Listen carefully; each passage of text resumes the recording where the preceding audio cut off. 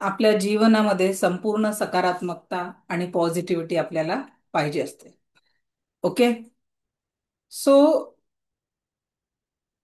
ज्या लोकांनी 2 दिवसाचं सेशन मिस केलं असेल, आय रिक्वेस्ट की तुम्ही ते रेकॉर्डिंग बघून घ्या. युट्यूबवर ते रेकॉर्डिंग अवेलेबल आहे. कारण सतत पुढे जाणं, काही न करता त्याच्याने फायदा होणार नाही. कारण जेव्हा जीवन कुठे घडतंय बघा, कालच्या दिवसासारखाच आजचा दिवस बघ आपण जगलो तर काहीच परिवर्तन होणार नाही. पण कालच्या दिवसापेक्षा आज काहीतरी चांगलं सकारात्मक आपण आपल्या जीवनात केलं तर नक्कीच आपण आपल्या जीवनाला सकारात्मकता आणि आनंदाचा नवा बदल करू शकणार आहे. आणि आज आपण एक पॉवरफुल मेडिटेशन घेणार आहे.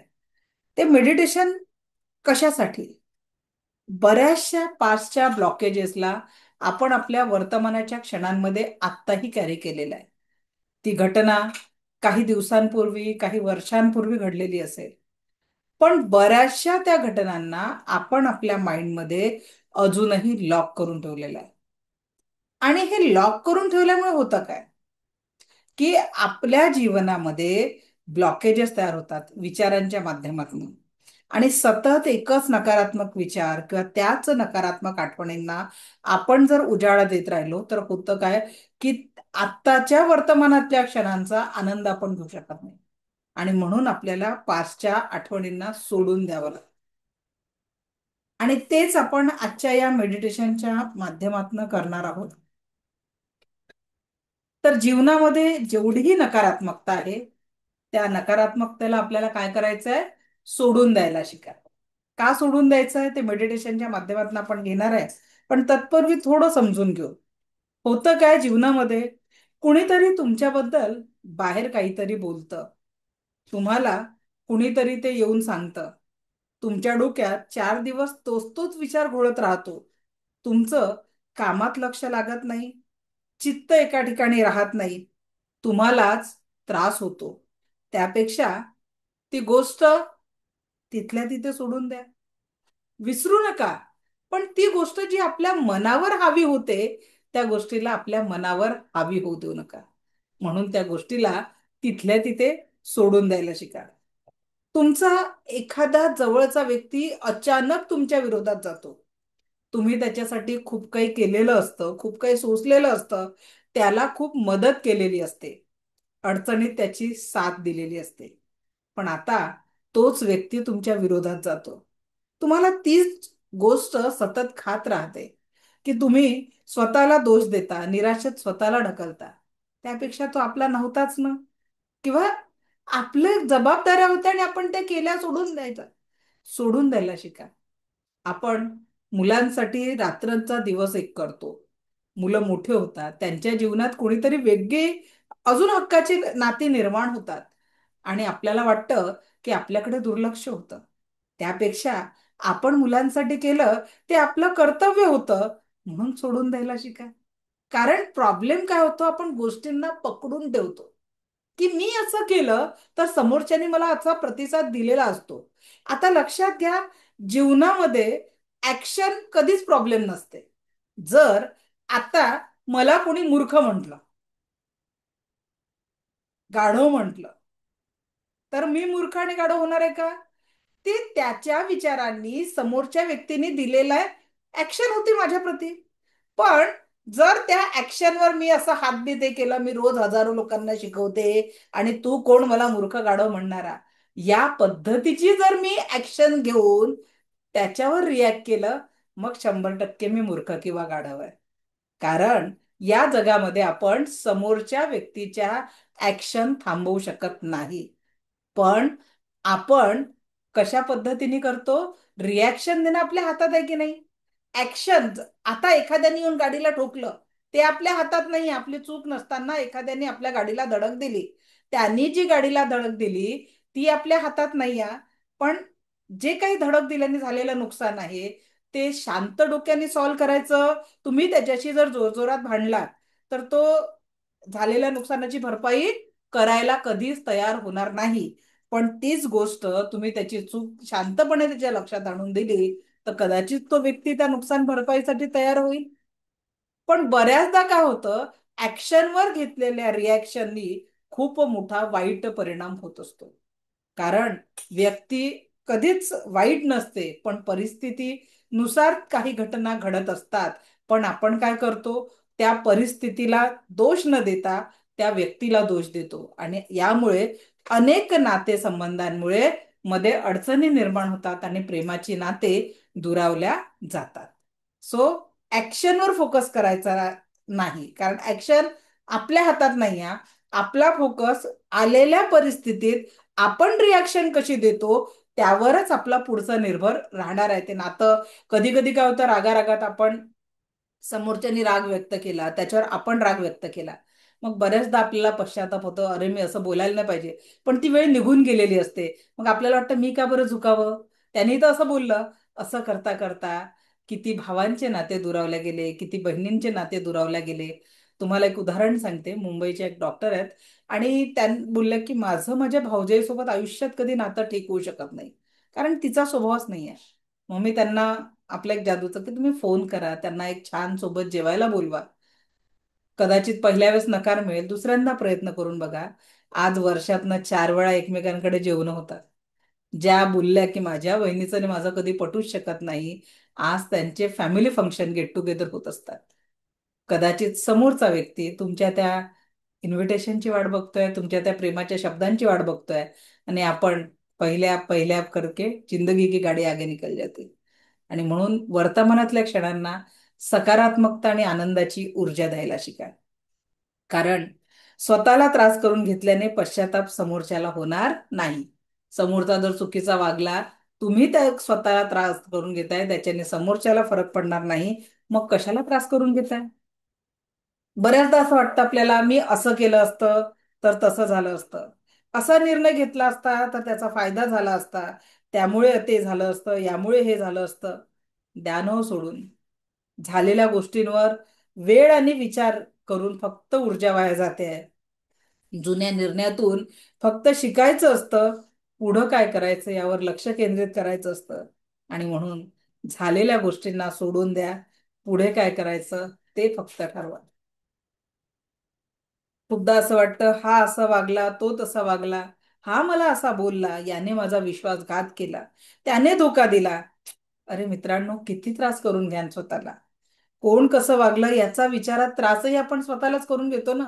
का बरं बीपी शुगरच्या गोळ्या मागे लागून घ्यायच्या? विचार करा, तुम्ही हे जे सतत सतत डोक्यामध्ये चिंता नावाचं चिंतन करत असता, त्या चिंतनातूनच आपल्याला औषधांवर निर्भर राहावं लागतं. आणि मला आज आनंद वाटतं की आपल्याकडे बऱ्याच लोकांच्या बीपी शुगर थायरॉइडच्या गोळ्या बंद झालेल्या आहेत. आणि जर माझ्या युट्यूब चॅनलवर तुम्ही गेलात तर 4 स्टेजचा कॅन्सर देखील ठीक झालेला आहे. आणि डॉक्टरांच्या घरचा, जिथे डॉक्टरांनी सांगितलं होतं हा आजार ठीक होऊ शकत नाही, एका मॅडम ज्यांच्या घरात 3 3 डॉक्टर होते, ऑटो इम्युन डिसऑर्डर सुद्धा ठीक झालेला आहे. युट्यूबवर ते व्हिडिओ आहेत, बघा, की त्यांनी स्वतःचे अनुभव शेअर केलेले आहेत. मग आपल्याला जर आपल्या जीवनातलं शारीरिक दुःख, मानसिक तणाव, नात्यांमध्ये अनबन असेल, पैशाची कमतरता असेल, सगळं फक्त तुमच्या एनर्जी शिफ्ट केल्याने आपण त्यातून निश्चितच चांगला मार्ग काढू शकतो. आणि म्हणून त्यांच्या चुका तिथेच सोडून द्या आणि पुढच्या प्रवासाला सुरुवात करा. सोडून द्यायला शिका. तुम्ही रस्त्याने चालत आहात, एखाद्या छोट्याशा घटनेने कोणीतरी तुम्हाला काहीतरी बोलतं, तुम्ही बाजूला गाडी लावता, त्याच्याशी वाद घालत बसता, काय करायची गरज आहे? त्याच्या वाचून तुमचं काही अडलं आहे का? तो तुमच्या जीवनात परत येणार आहे का, ज्याने तुम्हाला गाडी चालवताना काही बोललं? मग आपण आपली वेळ आणि ऊर्जा कुठल्या गोष्टींवर घालवायची हे आपल्या हातात आहे की नाही? फक्त डिग्र्या असणं, खूप सारं शिक्षण असणं म्हणजे जीवन नाही आहे. वर्तमानातल्या परिस्थितीमध्ये तुम्हाला सामंजस्याने वागता येणं हे खरं शिक्षण आहे. कारण जर तिथे आपला ताबा जात असेल, तिथे आपला कंट्रोल जात असेल, तर आपल्याला अधिक लर्निंगची गरज आहे. म्हणा ना बाबा, तूच भावा मोठा. एखादा वाद घालत असेल ना, त्याला काय म्हणायचं, भावा तू मोठा आहे, काही प्रॉब्लेम नाही. तू मोठा आहे, सोडून द्या. त्याच्याशी वाद घालत बसून स्वतःला मोठं करण्यात काही फायदा नाही आहे. त्याच्यासमोर मोठं करून काही फायदा आहे का स्वतःला समजून? नाही. त्याच्यानंतर जवळच्या व्यक्तीकडून किंवा सहकार्याकडून कामात एखादी चूक झाली, कदाचित त्यामुळे तुमचं नुकसान झालं असेल, तुम्ही चिडला, त्याच्यावर रागवला, ठीक आहे.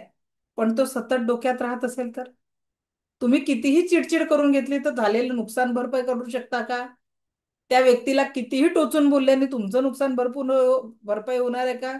मग जर अशा तुमच्या शब्दांनी नुकसान भरून निघत नसेल, तर अधिक संबंध खराब करण्यापेक्षा त्याला माफ करा, व्यवस्थित काम करण्याची ताकीद द्या, समजावून सांगा, पण नाते बिघडवू नका. आपण काय करतो? नात्यांना बिघडवतो.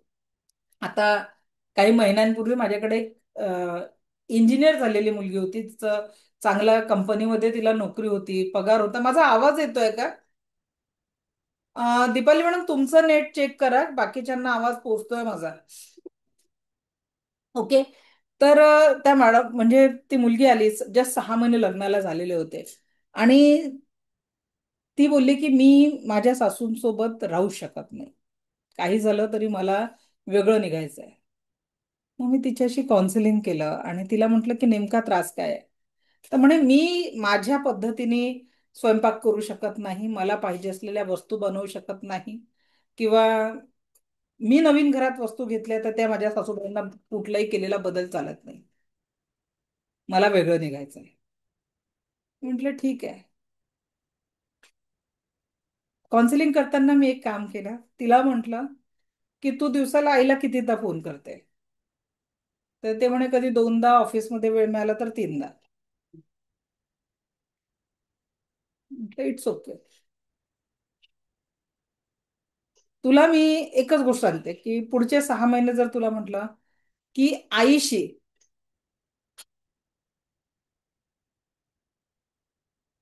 एकदाही बोलू नको 6 महिने पुढचे. ती म्हणे असं कसं, माझी आई आहे. मी म्हंटल, ज्या व्यक्तीच्या तू घरी गेलेली आहे, तुझं लग्नही फक्त त्या व्यक्तीसोबत झालं नाही आहे, तोही मुलगा कुणाचा तरी आहे, त्याचेही काही नातेसंबंध आहे. तुझ्याशी एक नातं जोडल्यामुळे बाकीचे नाते सोडता येणं गरजेचं आहे का? मग तिला विचारलं तुला भाऊ आहे का? तर ती म्हणे हो, माझा लहान भाऊ आहे, आता त्याचं एज्युकेशन झालेलं आहे, तो नोकरी शोधतोय. थोडा विचार कर, पुढच्या 2 वर्षात ही परिस्थिती तुझ्या घरी निर्माण झाली तर, आणि तुझ्या घरी येणाऱ्या त्या मुलीने जर हाच निर्णय घेतला तर तुला आवडेल का? म्हणे माझ्या आईचा स्वभाव असा नाही आहे, माझी आई खूप समंजस आहे. म्हटलं ठीक आहे, पण ती आई तुझी आहे म्हणून तुझ्यासाठी समंजस आहे. कदाचित तुमच्या घरी येणाऱ्या त्या नवीन मुलीला तुझ्या आईचा स्वभाव नाही आवडला तर. आणि जेव्हा तिला हे कळलं, तिला म्हटलं ठीक आहे, आता तू ज्या पद्धतीने तुझ्या आईशी वागते त्या पद्धतीने 6 महिने पुढचे त्या व्यक्तीची वाग. कारण दोघही पती पण आले होते, म्हणजे पतीने म्हटलं होतं की जर हिला वेगळं निघायचंय तर मी वेगळं निघणार नाही, मी माझ्या आईवडिलांचं. मग तिला म्हटलं 6 महिने सामंजस्याने वागून बघा. आता त्यांचा संसार खूप चांगल्या पद्धतीने चालू आहे. काही टिप्स ज्या मी तिला काउन्सिलिंगमध्ये, इथे सगळ्या डिक्लेअर नाही करू शकत, ज्या टिप्स मी तिला त्यावेळेस दिल्या त्याच्यामुळे आज त्या कुटुंबातला आनंद परत आलेला आहे. म्हणजे वेगळं न राहताही कुटुंबामध्ये चांगलेपणाने निर्माण होऊ शकतो. प्रत्येक वेळेस सेपरेट राहणं हा उपाय नाही आहे. एकमेकांची गरज, कारण तुम्हाला एक इथली गोष्ट सांगते. लॉकडाऊन मध्ये माझ्या एक स्टुडंट होत्या. दीपाली मॅडम, फक्त तुमचा मेसेज येतोय, आवाज येत नाहीये म्हणून. रेकॉर्डिंग बघून घ्याल, तुमचा नेटवर्क इश्यू असेल काहीतरी.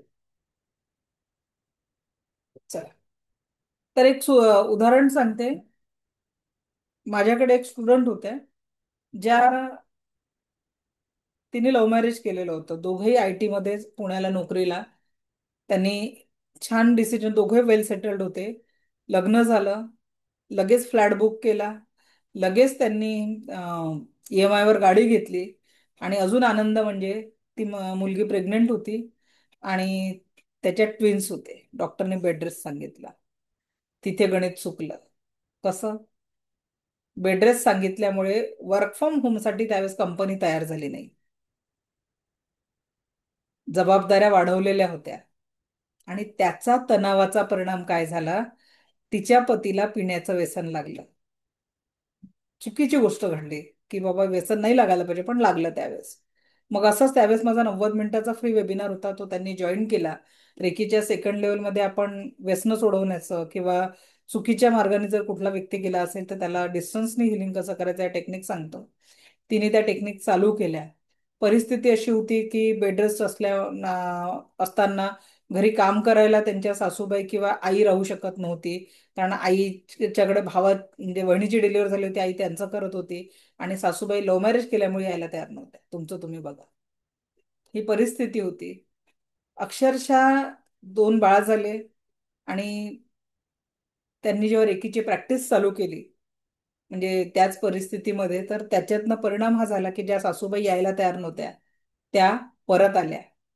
ज्या ऑफिसनी म्हणजे त्यांचं जे अल्टरनेट जॉबवर ते मुलगी ठेवलेली होती दुसरी, ती मुलगी काही कारणाने सोडून दिली. आणि कंपनीला यांच्या स्किलची गरज होती, तर वर्क फ्रॉम होम कंपनीने ऍग्री केलं. रेकीची प्रॅक्टिस करता करता या दोन गोष्टी सॉल्व्ह झाल्या. आणि पुढच्या 3 महिन्यामध्ये ते पतीला लागलेलं व्यसन, कारण परत पैसा यायला लागला, ते तणाव कमी झाला. आणि डिस्टन्स हिलिंग, टेलिपॅथिक हिलिंग जे आपण सेकंड लेवलला शिकवतो, त्याच्यामुळे त्या व्यक्तीने व्यसन पण हळूहळू कमी झालं. आणि परत तो सोन्याचा संसार त्यांचा आनंदाचा चालू झाला. तर रेकीमध्ये पूर्ण सकारात्मकता आहे, निगेटिव्हिटीला कुठेच काही थारा नाही आहे.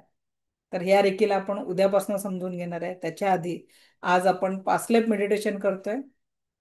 पुढचे 2 मिनिटं मी तुम्हाला 2-3 मिनिटं देत आहे. थोडं पाणी पिऊन घ्या, रेडी व्हा, रिलॅक्स बसा, जेणेकरून आपण पास्टच्या सगळ्या कटू आठवणींना डिलीट करू शकणार आहे.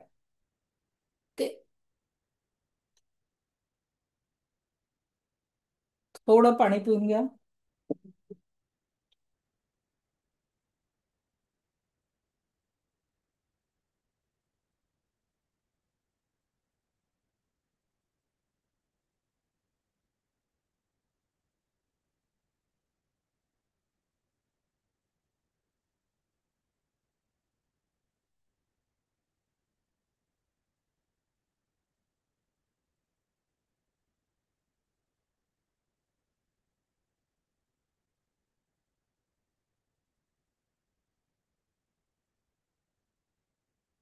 रेडी?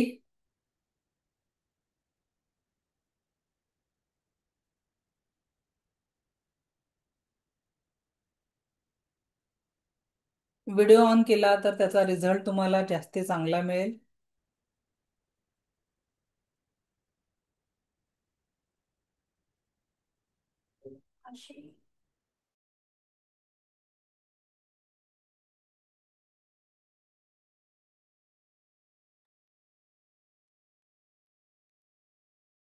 चला, एकदा सगळ्यांचं सिटिंग अरेंजमेंट.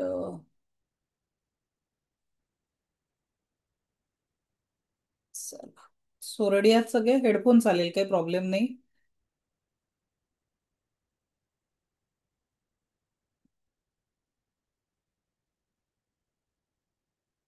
चलो, डोळे हलके बंद,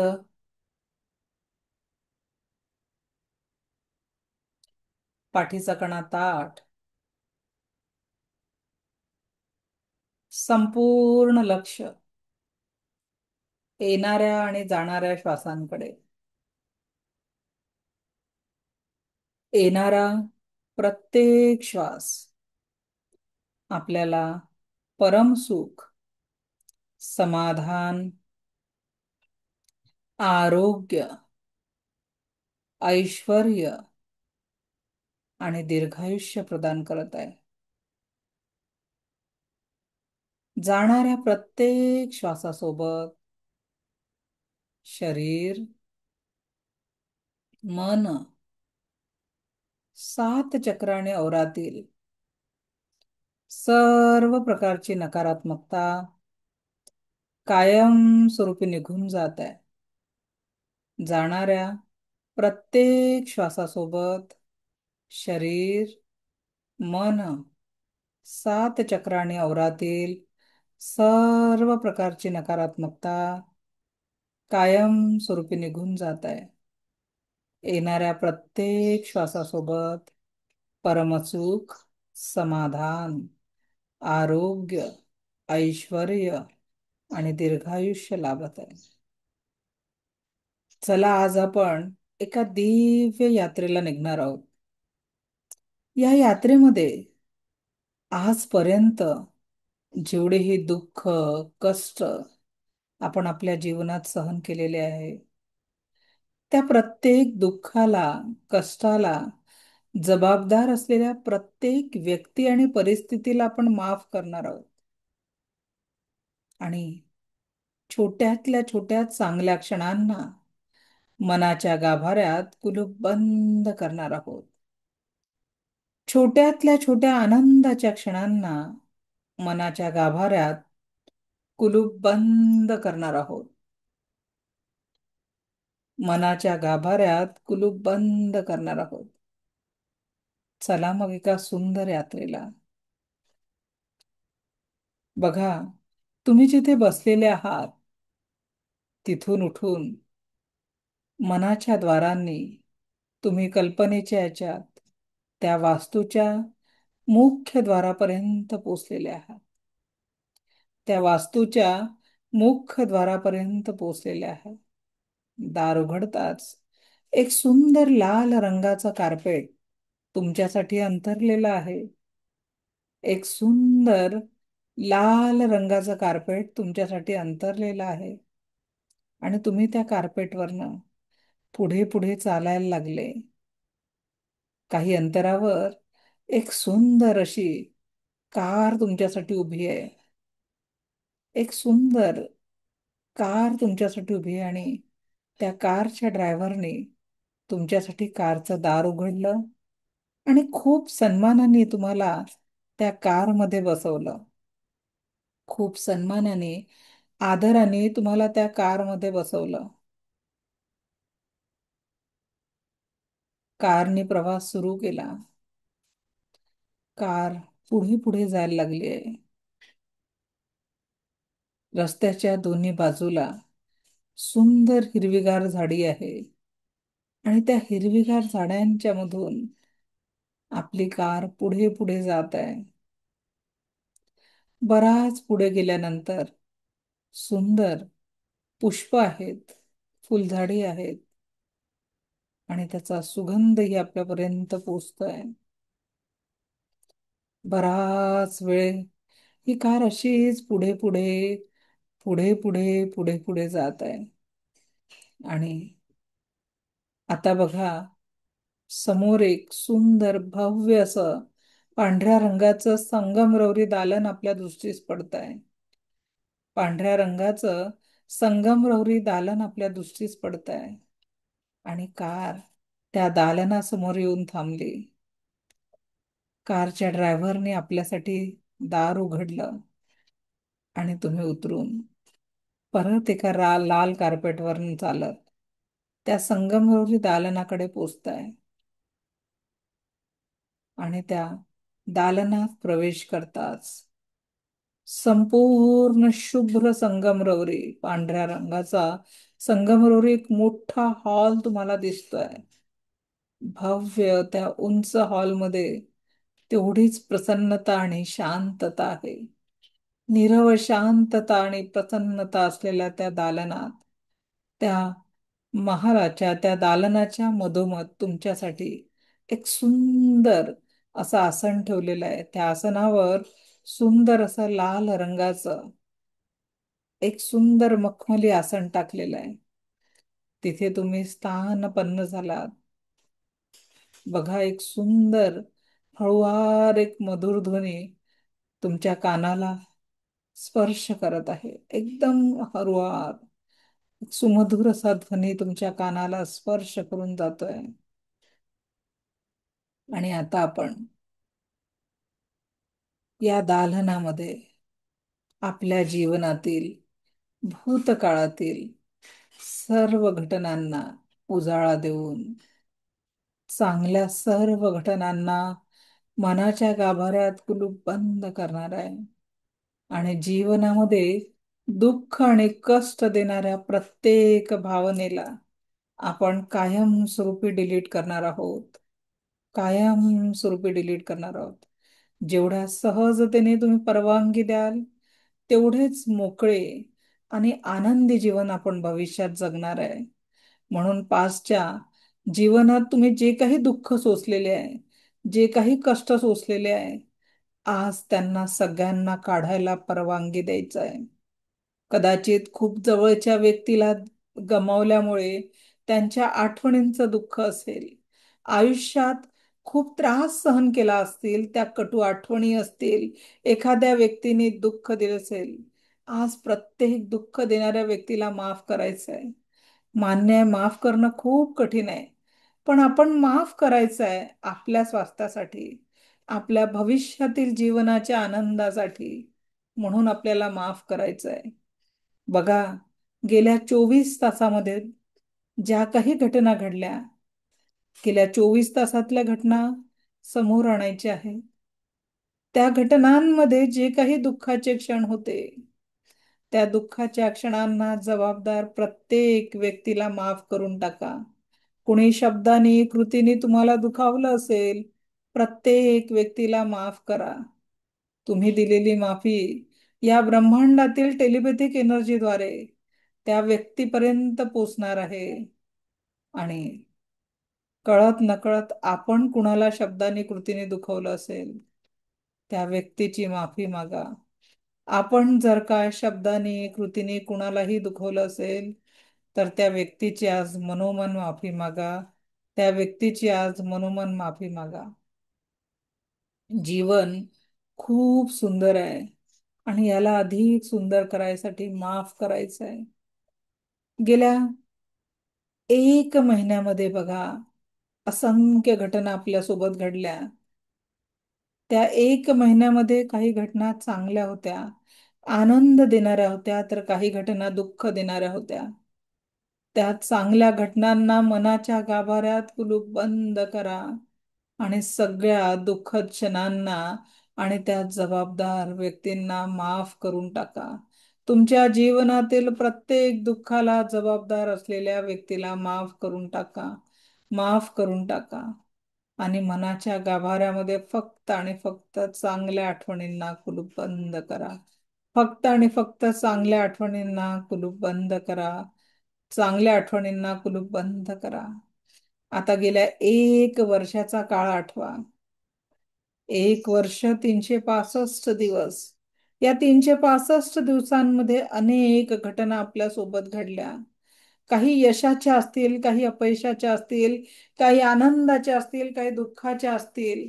प्रत्येक दुःख देणाऱ्या व्यक्तीला आणि परिस्थितीला माफ करा. गेल्या 1 वर्षात कुणाच्या शब्दाने, कृतीने तुम्ही दुखावलं असेल, त्या दुःख देणाऱ्या प्रत्येक व्यक्तीला माफ करा. प्रत्येक व्यक्तीला माफ करा. आणि कळत नकळत आपण कुणाला दुखवलं असेल, त्या प्रत्येक व्यक्तीची माफी मागा. त्या प्रत्येक व्यक्तीची माफी मागा आणि 1 वर्षातील सर्व आनंदाच्या क्षणांना मनाच्या गाभाऱ्यात कुलूप बंद करा. 1 वर्षातील सर्व आनंदाच्या क्षणांना मनाच्या गाभाऱ्यात कुलूप बंद करा. 1 वर्षातील सगळ्या आनंदाच्या क्षणांना मनाच्या गाभाऱ्यात कुलूप बंद करा. मनाच्या गाभाऱ्यात कुलूप बंद करा. आता बघा, गेल्या 10 वर्षाचा काळ आपल्याला आठवायचा आहे. 10 वर्षामध्ये कदाचित खूप एखाद्या जवळचा व्यक्ती तुमच्यापासून कायमचा लांब गेला असेल. एखादा मित्र, मैत्रीण तुमच्यापासून दूर गेली असेल. एखादा जिवलग दूर गेला असेल. त्याच्या आठवणींनी आजही व्याकुळ होत असाल.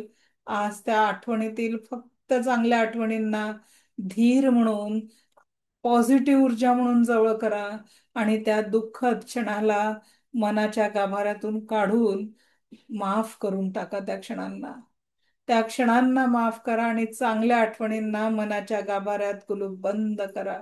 मनाच्या गाभाऱ्यात कुलूप बंद करा. तुमचं शालेय जीवन, महाविद्यालयीन जीवन आठवा. बऱ्याच वर्षांचा काळ होता तो. नव्या करिअरचे स्वप्न होते, नव्या जीवनाची आशा होती, नव्या जीवनाचे आनंद होते. त्या जीवनातील प्रत्येक आनंदाच्या क्षणांना मनाच्या गाभाऱ्यात कुलूप बंद करा. शालेय जीवनात, महाविद्यालय जीवनात जे जे दुःख तुम्ही सहन केले असेल, ते पारिवारिक लेव्हलवर असेल, करिअर लेव्हलवर असेल, त्या दुःखांना जबाबदार असलेल्या प्रत्येक व्यक्तीला माफ करा. तुमच्या जीवनातील दुःखांना जबाबदार असलेल्या प्रत्येक व्यक्तीला माफ करा. कदाचित त्यांनी दिलेलं दुःख मोठं असेल, पण माफीची भावना आपली त्यापेक्षा मोठी ठेवा. माफीची भावना त्यापेक्षा मोठी ठेवा. समाजाने, लोकांनी जे जे दुःख तुम्हाला दिलेले आहे त्या दुःखांसाठी त्यांना आज माफ करा. कारण पुढचा प्रत्येक क्षण आपल्याला आनंदात जगायचा आहे. त्यासाठी आज माफ करणं गरजेचं आहे. माफ करा आणि सगळ्या आनंदाच्या क्षणांना मनाच्या गाभाऱ्यात कुलूप बंद करा. मनाच्या गाभाऱ्यात कुलूप बंद करा. अगदी लहानपणापासून आतापर्यंत जे जे तुम्ही आनंदाचे क्षण जगले असेल, कुणाचा विवाह क्षण असेल, कुणाचा आपल्या बाळाला पहिल्यांदा स्पर्श केल्याचा आनंदाचा क्षण असेल, अशा प्रत्येक आनंदाच्या क्षणाला मनाच्या गाभाऱ्यात कुलूप बंद करा. जीवनातील प्रत्येक आनंदाच्या क्षणाला मनाच्या गाभाऱ्यात कुलूप बंद करा. जीवनातील प्रत्येक आनंदाच्या क्षणाला मनाच्या गाभाऱ्यात कुलूप बंद करा. आता आपण त्या क्षणात प्रवेश करतोय. तो क्षण म्हणजे तुमचा जन्मदिवस. बघा, इवलस तुमचं ते रूप जेव्हा तुम्ही या पृथ्वीवर पहिला श्वास घेतला आणि तुम्हाला प्रथम स्पर्श करतात तुमच्या माता पित्यांना झालेला त्यांच्या चेहऱ्यावरचा आनंद अनुभवा. की तुम्हाला पहिल्यांदा स्पर्श केल्यानंतर, तुम्हाला पहिल्यांदा हातात घेतल्यानंतर तुमच्या माता पित्यांना जो आनंद झाला होता तो आनंद अनुभवा. या पृथ्वीवर पहिला श्वास घेताना त्या ईश्वराने तुम्हाला नवजीवनाची संजीवनी दिली होती. या जीवनाला परमसुख, समाधान, आरोग्य, ऐश्वर आणि दीर्घायुष्याने परिपूर्ण करण्याची ऊर्जा दिलेली होती. या संपूर्ण जीवनाला परमसुखी, समाधानी, आरोग्य संपन्न, ऐश्वर्य संपन्न करण्याची दिव्य चाबी तुमच्या हातात दिलेली होती. बघा, एक कोरी पाटी युनिव्हर्सनी, ब्रह्मांडाने, ईश्वराने तुम्हाला त्यावेळेस दिली होती. त्या कोऱ्या पाटीला हृदयाशी घट्ट पकडायचं आहे. कारण इथून पुढे आपल्याला त्या कोऱ्या पाटीवर फक्त आणि फक्त परमसुख, समाधान, आरोग्य, ऐश्वर्य आणि दीर्घायुष्याची ऊर्जा द्यायची आहे. त्या कोऱ्या पाटीवर इथून पुढील जीवनामध्ये फक्त आणि फक्त परमसुख, समाधान, आरोग्य, ऐश्वर्य आणि दीर्घायुष्य लिहायचं आहे. त्या कोऱ्या पाटीवर संपूर्ण जीवनाचा आनंद लिहायचा आहे. त्या कोऱ्या पाटीवर संपूर्ण जीवनाचा आनंद लिहायचा आहे. संपूर्ण जीवनाचा आनंद लिहायचा आहे. संपूर्ण जीवनाचा आनंद लिहायचा आहे. हृदयाशी घट्ट पकडायची आहे ती कोरी पाटी आणि त्या कोऱ्या पाटीतून आताच्या या क्षणांमध्ये त्या दालनामध्ये आपल्या ऊर्जांना परत आणायचं आहे. त्या दालनामध्ये आपल्या दिव्य ऊर्जांना परत आणायचं आहे. ज्या ऊर्जांमध्ये परमसुखाची ऊर्जा आहे, समाधानाची ऊर्जा आहे, आरोग्याची ऊर्जा आहे, ऐश्वर्याची ऊर्जा आहे. त्या ऊर्जांना परत आणायचं आहे. त्या दिव्य ऊर्जांना परत आणायचं आहे. त्या दिव्य ऊर्जांना परत आणायचं आहे. आणि ती कोरी पाटी घट्ट घेऊन आता हृदयाशी पकडून हळुवार चेहऱ्यावर एक सुंदर स्माइल क्रिएट करून त्या दालनाच्या बाहेर यायचंय. चेहऱ्यावर एक सुंदर स्माइल. अगदी लहान बाळ झोपेतही जे स्माइल क्रिएट करतं ना, निरागस सुंदर असं स्माइल, निरागस सुंदर असं स्माइल क्रिएट करायचं आहे.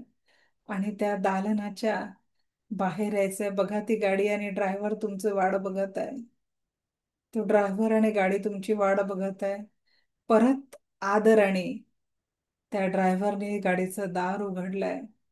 तुम्ही गाडी स्थानपन्न झालाय. पण आता चेहऱ्यावर आणि मनामध्ये दिव्य आनंद आहे.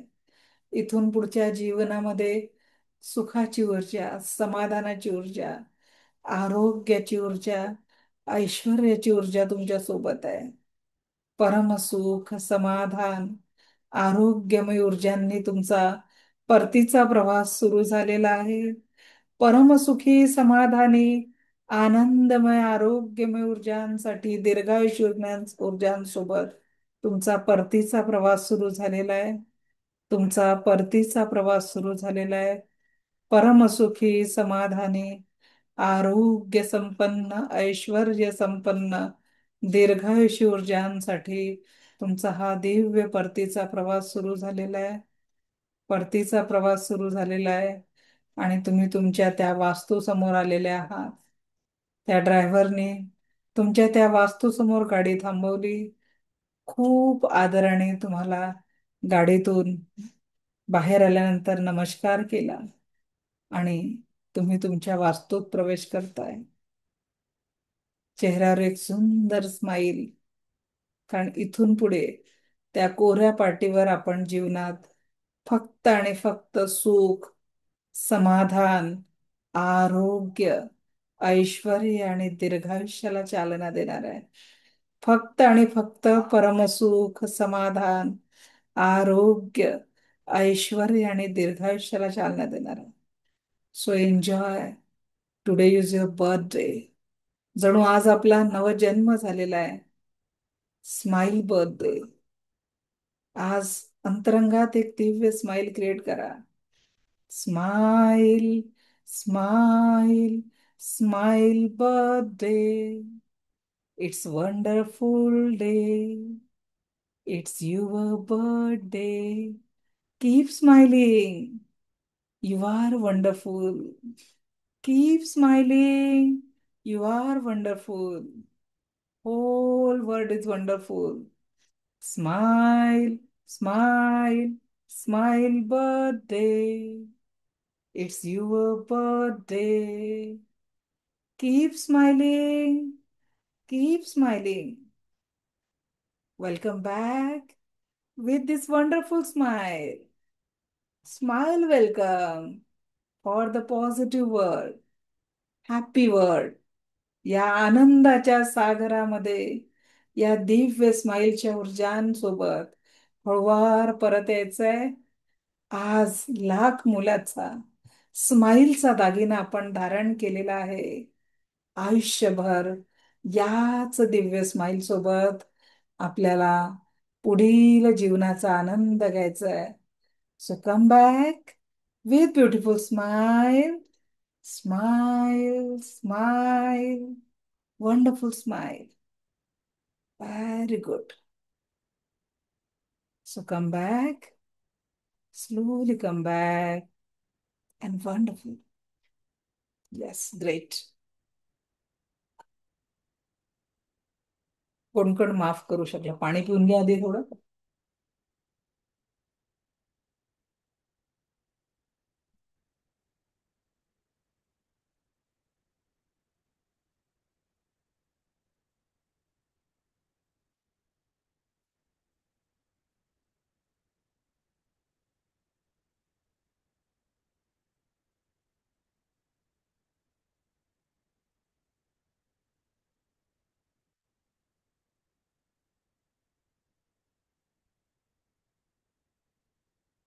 So any sharing? तसे काही चेहऱ्यांवर मला खूप सुंदर कामनेस दिसत आहे. Wonderful smile. काय वाटलं?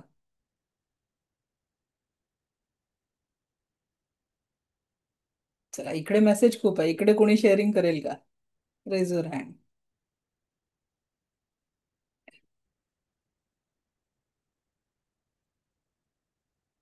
चॅट बॉक्स मध्ये खूप मेसेज येतात आहे.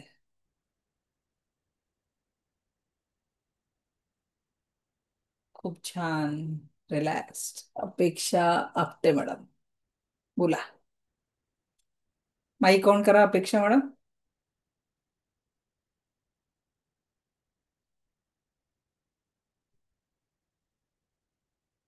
माईकचे तिथे बटन असेल तिथे, हा बोला. अच्छा, नाही, माझं डोकं खूप जड होऊन गेलं. कारण माहिती नाही का. म्हणजे बऱ्याच, खूप. हा, हा, म्हणजे जेव्हा आपण मागे मागे गेलो तेव्हा माझं डोकं एकदम असं खूप जड व्हायला लागलं. त्याचं काय कारण असू शकतं? त्याचं कारण आहे, थोडं एक 10 मिनिटात तुम्हाला परत हलकं वाटेल. कारण बघ. पास्ट मध्ये इतकं काही सोसलेलं आहे, जे काही अच्छा. तुम्ही सहन केलं, हम्म. त्याचं ओझं कुठेतरी ते डोक्यापर्यंत पोहोचलं, पण पूर्ण आपण बाहेर नाही काढू शकलो. एक ओके. दोनदा हे मेडिटेशनचं रेकॉर्डिंग बघून परत एकदा रिपीट करा. कारण हम्म. उद्यापासनं आपण या रेकी ऊर्जेला ग्रहण करणार आहोत. रेकीला अच्छा. समजून घेणार आहे. या 3 दिवसांमध्ये आपण काय केलं? जमिनीची तयारी केली. ओके. की ज्या ऊर्जा आपल्याला सकारात्मक ग्रहण करायचं आहे ओके. त्याच्यासाठी आपण एक बेस तयार केला. हम्म. ओके. हलका ओके. वाटेल थोड्या वेळ. ठीक आहे. ठीक. ओके. थँक्यू. माधुरी मॅडम बोला.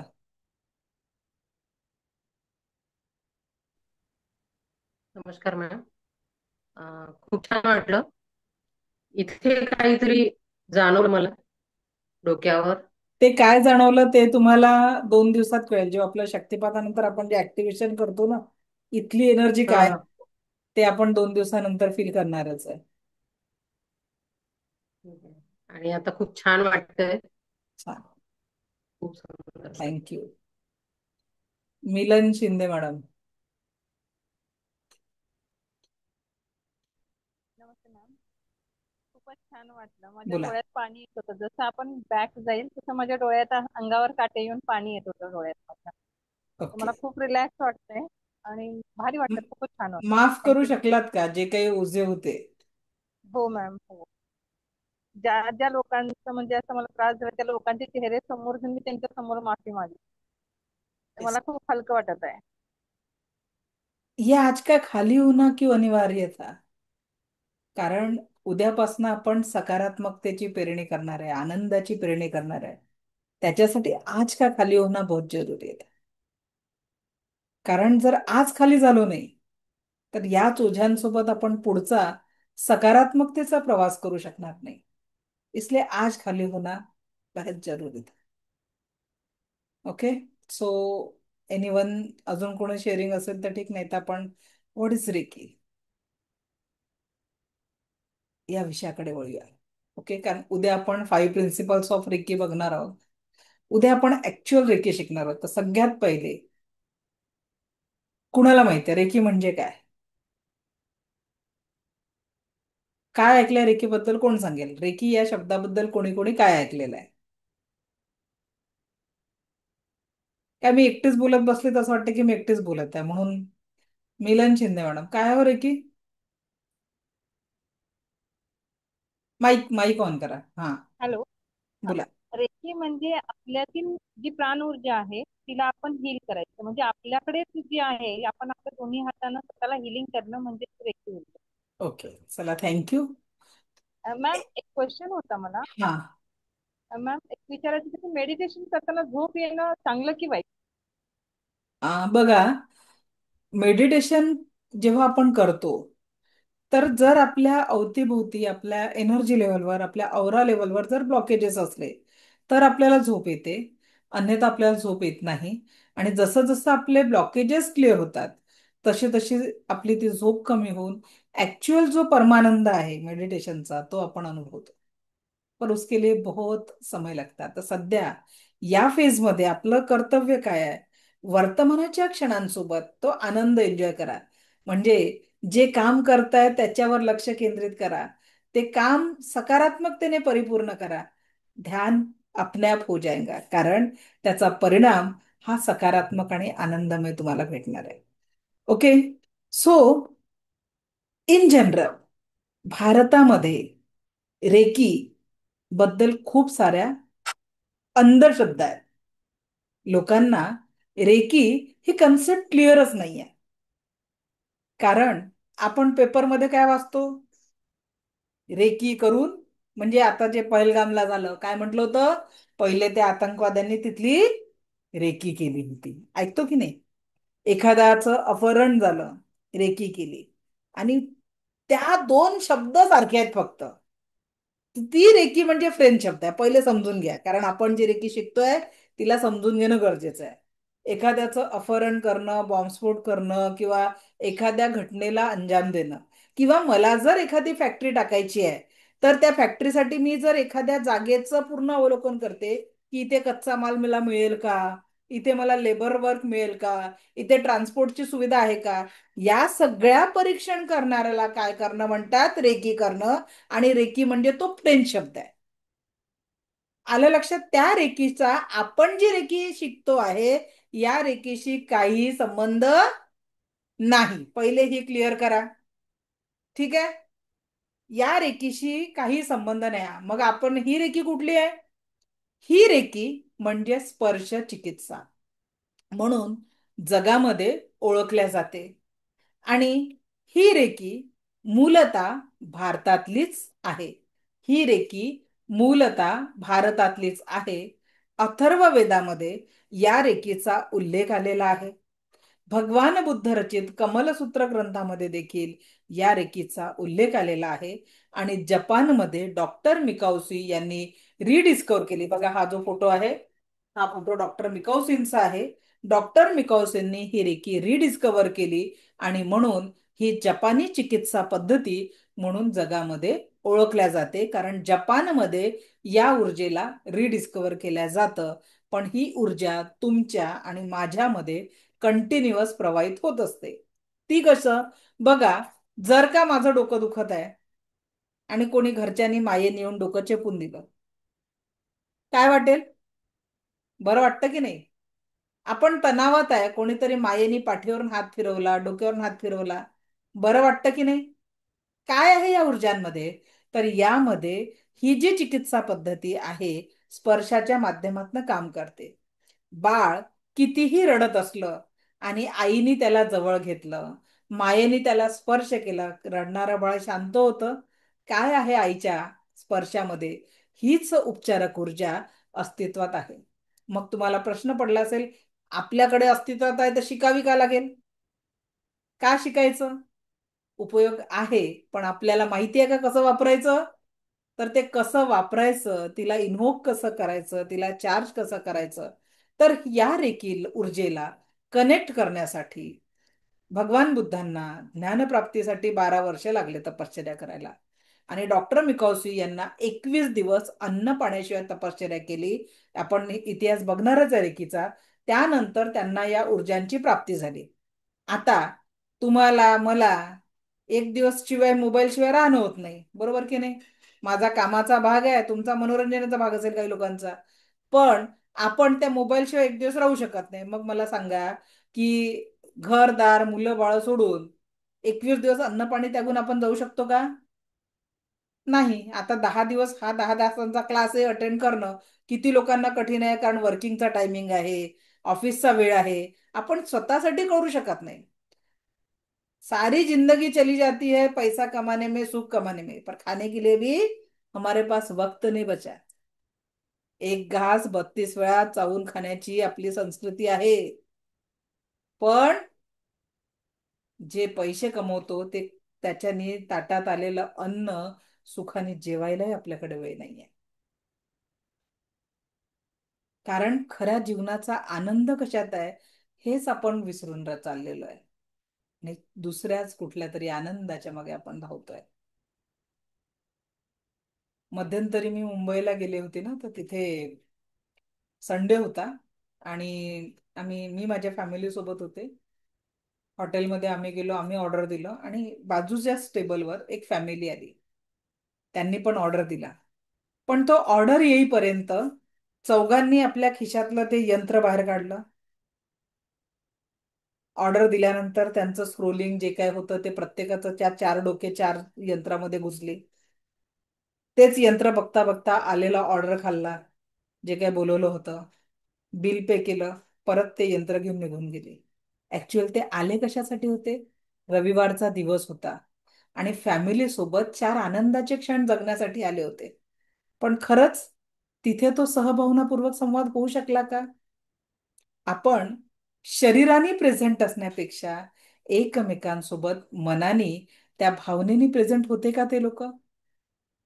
मग तो वेळ एकमेकांना देणं तो असा नाहीये. हेच बेडवर होतं. पती पत्नीमध्ये संवादच नाही राहिलेला, कुटुंबामध्ये 4 लोक एकत्र बसतच नाही, संवाद होतच नाही. घरामध्ये जरी असले हॉलमध्ये एकाचा मोबाईल एकाच्या हातात, दुसऱ्याचा मोबाईल हातात घेऊन तो रात्री झोपायची वेळ येऊन जाते, पण तो संवाद नसतो.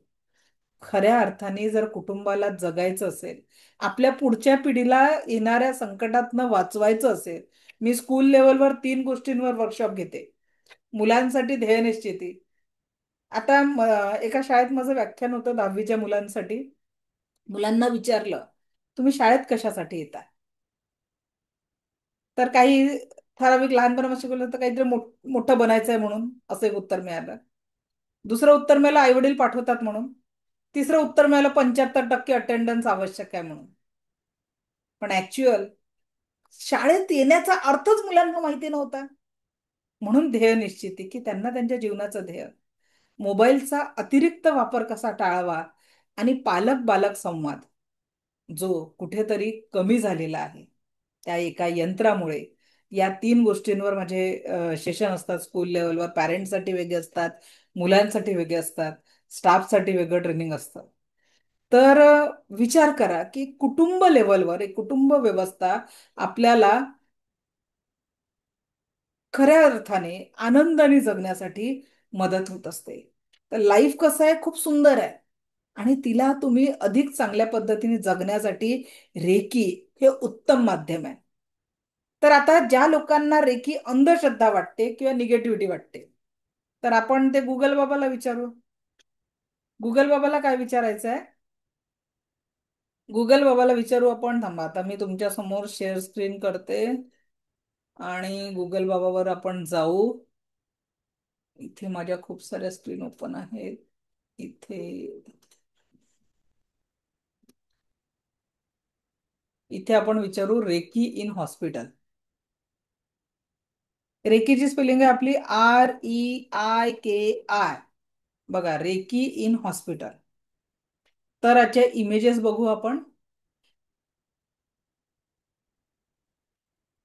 ही थेरपी जगामध्ये अमेरिका, जपान, रशिया, इंग्लंड, चीन अशा वेगवेगळ्या देशांमध्ये हॉस्पिटलमध्ये अल्टरनेटिव्ह थेरपी म्हणून वापरली जाते. याच्या अनेको इमेज तुमच्या समोर आता दिसल्या. बिफोर ऑपरेशन आणि आफ्टर ऑपरेशन पेशंटला हील करण्यासाठी ही ऊर्जा हॉस्पिटलमध्ये वापरली जाते. मग आता इथे ज्यांना रेकी अंधश्रद्धा वाटते त्यांना उत्तर मिळालं का? जी ऊर्जा हॉस्पिटलमध्ये वापरली जाते ती अंधश्रद्धा असेल का? क्लिअर झालं? म्हणजे याच्यानंतर जर तुम्हाला विचारलं की रेकी म्हणजे काही अंधश्रद्धा बिंदा आहे का, तर मग बाबा, जी हॉस्पिटलमध्ये ऍज अ अल्टरनेटिव्ह थेरपी म्हणून वापरली जाते, तर ती अंधश्रद्धा असू शकते का? तर तुम्हाला उत्तर देता येईल. कारण बऱ्याच स्टुडंटचा हाच प्रश्न असतो, मॅडम रेकी म्हणजे काय, ब्लॅक मॅजिक वगैरे आहे का, काही जादू टोना बिना असते का त्याच्यात? असं काहीच नसते. दिस इज द एनर्जी सायन्स. आपण जसं ऑक्सिजन ग्रहण करतो, हे युनिव्हर्सल ट्रूथ आहे, तसंच आपण प्राण ऊर्जा म्हणजेच ब्रह्मांडीय ऊर्जा आपण आपल्या जीवनामध्ये घेत असतो. तीच प्राण ऊर्जा, तीच युनिव्हर्सल लाईफ फोर्स एनर्जी म्हणजे रेकी आहे. रे म्हणजे सर्वव्यापी आणि की म्हणजे जीवनशक्ती जी सर्वत्र व्याप्त आहे, अशी जीवनशक्ती म्हणजे रेकी. रशियन याला म्हणजे याला वेगवेगळ्या याच्यात वेगवेगळी एनर्जी आहे. जसं रशियन याला बायोप्लास्टिक एनर्जी म्हणतात, चीनी याला ची म्हणतात, ब्रिटिश याला होली म्हणजे होली स्पिरिट किंवा लाईट म्हणतात, आणि भारतीय संस्कृतीमध्ये याला प्राण ऊर्जा असं म्हटलं जातं. जे तुमच्या आणि माझ्यामध्ये व्याप्त आहे तोपर्यंत जीवन आहे. आणि ज्या क्षणी या प्राण ऊर्जेशी आपलं नातं तुटलं, हा देह असाच इथे पडलेला असतो, त्याला उचलून न्यायलाही 4 लोक राहता लागतात. म्हणजेच काय, जोपर्यंत या प्राण ऊर्जेचं कनेक्शन आपल्यासोबत कनेक्टेड आहे तोपर्यंत जीवनाचा सर्वोत्तपरी आनंद आपल्यासोबत आहे. ज्या क्षणी त्या प्राण ऊर्जेचं डिस्कनेक्ट झालं, आपल्यासाठी सगळं संपलेलं असेल. लोकांच्या जीवनामध्ये फक्त आठवण म्हणून आपण राहू. म्हणून आपल्याला संपूर्ण जीवन, जोपर्यंत या देहात प्राण आहे तोपर्यंत परमसुखी, समाधानी, आरोग्य संपन्न, ऐश्वर्य संपन्न, दीर्घायुषी जीवनासोबत जगायचं आहे. तर उद्या खूप महत्वाचे 5 मुद्दे तुम्हाला शिकवणार आहे मी. 5 प्रिन्सिपल्स ऑफ रेकी. आणि रेकी काय आहे, कशी काम करते, हे पॉइंट्स आपण उद्याच्या सेशनमध्ये कव्हर करणार आहे. आणि परवा म्हणजे गुरुवारी तुमचा रेकीचा शक्तिपात राहणार आहे. त्याच्यानंतर सगळे प्रॅक्टिकल सेशन होणार आहे. अन्नाची अन्नाला चार्ज करणं, पाण्याला चार्ज करणं, मिठाचा खारटपणा कमी करणं. मॅजिक नाही शिकणार आहे आपण, पण तुमच्या शब्दांमध्ये आणि एनर्जीमध्ये किती ताकद आहे हे सगळे सेशन, स्वतःचा आवरा बघणं, इतरांचा आवरा बघणं, त्याला विदाऊट एनी टच समोरच्या जीवनात किती त्रास आहे, कुठे त्याला वेदना आहे, हे सगळं प्रॅक्टिकली आपण बघणार आहे. तर उद्या परत याच ऊर्जांसोबत भेटू. आजचं सेशन कसं वाटलं नक्की ग्रुपवर शेअर करा. रेकॉर्डिंग जर मिळालं नसेल तर रेग्युलर रेकॉर्डिंगसाठी आमच्या युट्यूब चॅनलला सबस्क्राईब करा. तिथे आपलं डेली रेकॉर्डिंग अपलोड होत असतं. आणि मला ऐकून घेतलं यासाठी आपले कोटी कोटी आभार. दिव्य रेकी शक्ती आपल्या जीवनात परमसुख, समाधान, आरोग्य, ऐश्वर्य आणि दीर्घायुष्य निर्माण करो, हीच ईश्वरचरणी प्रार्थना. Thank you, thank you, thank you very much. धन्यवाद.